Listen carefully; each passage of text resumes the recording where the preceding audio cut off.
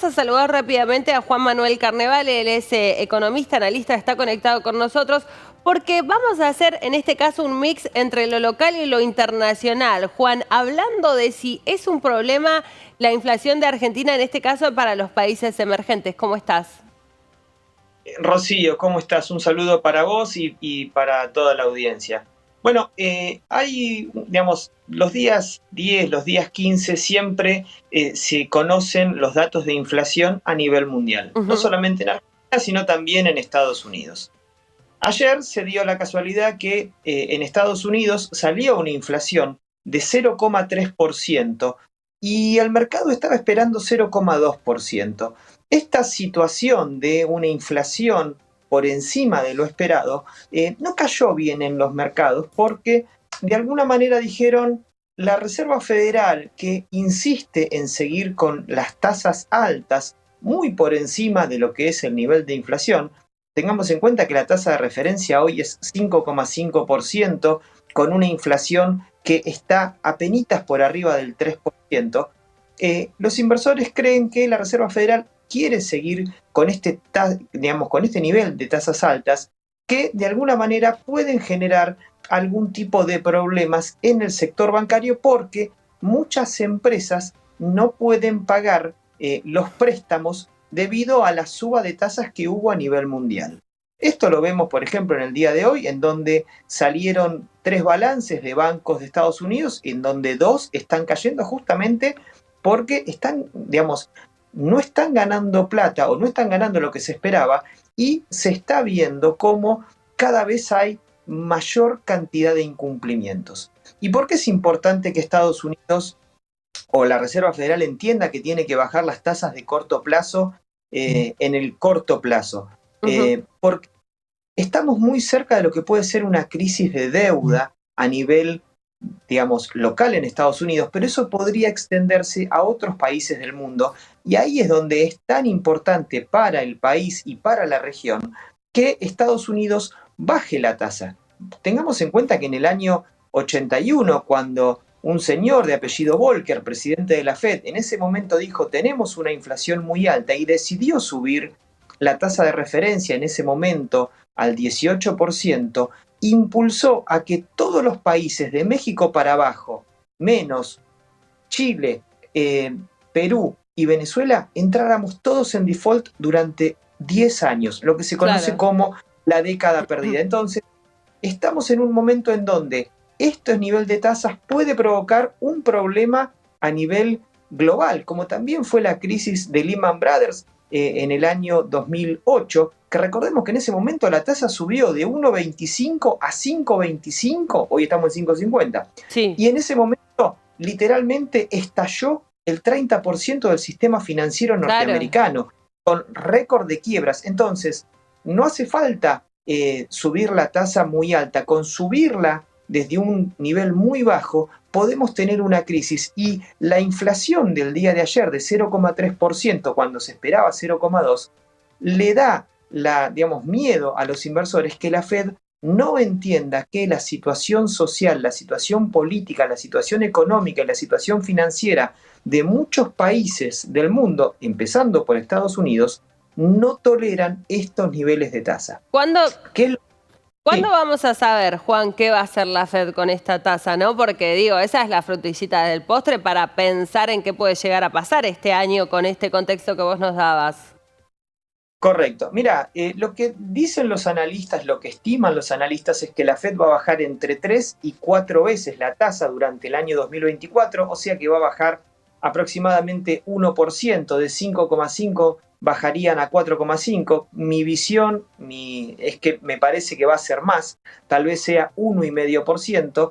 La Fed digamos, se juntan una vez por mes y yo creo que ya para fines de este primer trimestre podría haber alguna baja, teniendo en cuenta que estamos en un año electoral en Estados Unidos y que la situación no está, digamos, social, no está en el mejor momento. Entonces, que bajen las tasas, que la gente tenga plata para consumir, teniendo en cuenta que en los últimos casi 2 años la inflación ha sido más que el aumento de los salarios, o sea que la gente es más pobre, incluso en países como Estados Unidos, que la tasa va a ser algo que va a ser muy bien recibido a nivel en Estados Unidos y a nivel mundial, porque en la medida que bajen las tasas, los commodities, el precio de los commodities, van a empezar a subir. Y ahí es donde países como Argentina pueden tener una muy buena performance. Hablando mal y pronto y resumiéndolo,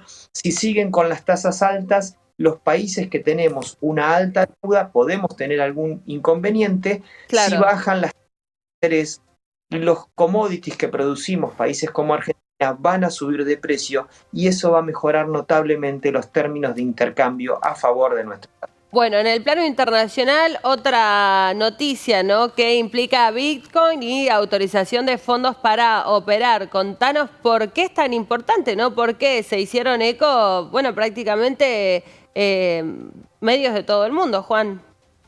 Correcto. A ver, acá hay muchas cosas para destacar del Bitcoin. Por ejemplo, que el día martes dicen que se hackeó el servidor de la SEC y salieron informes que decían que se autorizaba este índice y el día miércoles dijeron, ahora sí somos nosotros y todo es como salió en esa noticia que teóricamente estaba hackeada, que empezaban a cotizar a partir del día jueves. Ay, qué raro, Juan, todo eso, ¿no?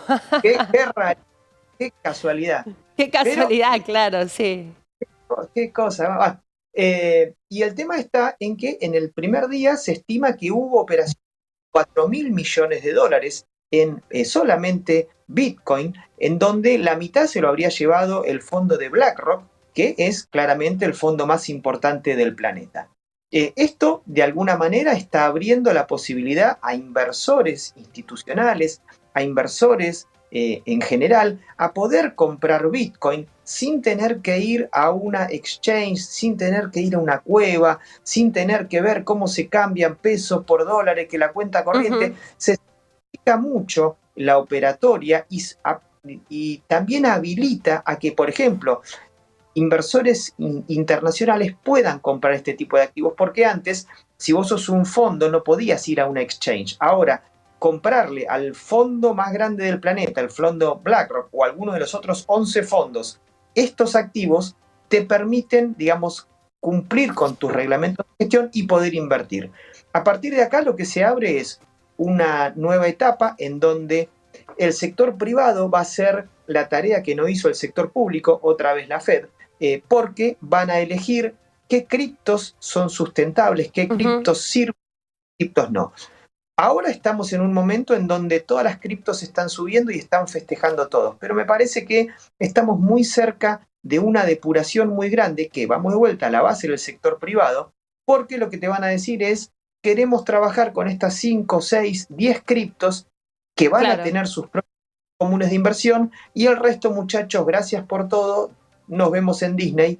Y acá es donde va a venir ser un una problema también, eso.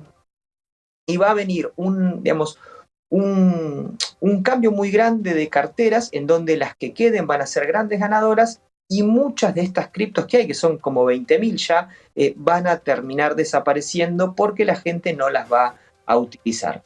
En ese contexto viene la competencia con el oro y tengamos en cuenta que Argentina es el séptimo país que mayor tenencia de criptomonedas tiene en el planeta. Nuestro rechazo al peso genera que de alguna manera tengamos también muchas criptomonedas y esto puede generar mayores negocios para el país, teniendo en cuenta que somos, digamos, un país que literalmente ahorra gran parte de sus ahorros en criptomonedas. Juan, antes de despedirte, un párrafo también sobre, ahora sí lo local, el acuerdo con el Fondo Monetario Internacional. La pregunta que vos nos traes, ¿no?, para este análisis es, ¿en qué nos modifica en la economía cotidiana, ¿no?, la firma de este acuerdo? Mira, en la diaria, la firma del acuerdo, la gente no lo va a notar, pero Argentina tenía muchos problemas en lo que era el mercado cambiario, porque no hay dólares, porque hay importaciones declaradas con deudas al exterior por 21.000 millones de dólares, porque había que pagar en enero y en marzo a esta gente, al Fondo Monetario, distintas y eso generaba presión en el tipo de cambio. Si vos me decís cómo fue el primer mes de Milei, y te tengo que decir, mira, Rocío, en los primeros 15 días, bonos como el AL30 subieron a $39,50 y hasta el anuncio con el fondo, 15 días después, habían caído a 35,50.